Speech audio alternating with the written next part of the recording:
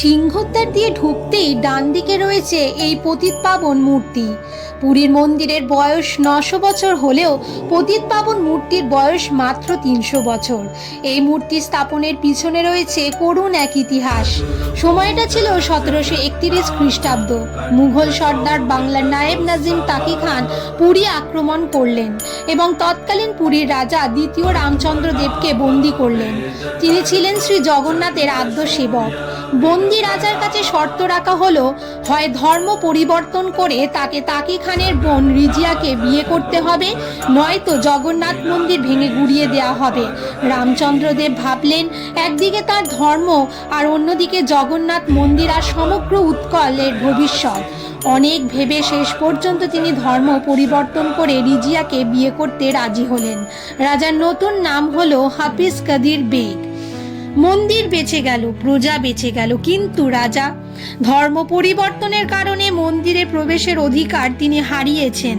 আসলে শতাব্দীর পর শতাব্দী মোট 18 বার বিধর্মী আক্রমণ আর লুটপাটের শিকার হয়েছে পুরীর মন্দির। তাই মন্দিরে প্রবেশের এই কঠোর নিয়ম আজও চালু আছে। কিন্তু পরম জগন্নাথ ভক্ত রাজা এখন কি করবেন? রোজ রাতে তিনি খুর্দা থেকে ঘোড়া ছুটিয়ে শ্রীমন্দিরের সামনে আসতেন, বন্ধ সিংহ দরজার সামনে দাঁড়িয়ে অঝরে কাঁদতেন আর প্রভু জগন্নাথকে জানাতেন তার দুর্ভাগ্যের করুণ কাহিনী। এই সময় একদিন জগন্নাথ দেব তাঁর মন্দিরের প্রধান পুরোহিতকে স্বপ্নে দেখালেন, গর্ভগৃহের রত্নবেদী থেকে নেমে আসছেন স্বয়ং জগন্নাথ।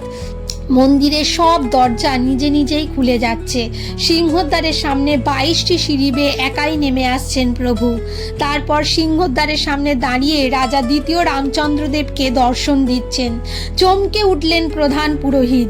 সেই রাতেই দৌড়ে গেলেন শ্রীমন্দিরের সামনে। দেখলেন সেখানে উপুর হয়ে শুয়ে আছেন রাজা।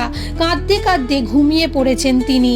কিন্তু সবচেয়ে আশ্চর্যের বিষয় হলো, সিংহদ্বার সহ মন্দিরের সবকটি দ্বার খোলা। প্রহরীরা ঘুমোচ্ছে, তারা কেউ জানে না এতগুলো দরজা কে খুলেছে। পরের দিনই মন্দিরের প্রধান পুরোহিত মণ্ডলী সিদ্ধান্ত নেয় মন্দিরের সিংহদ্বারে স্থাপন করা হবে জগন্নাথ বিগ্রহ।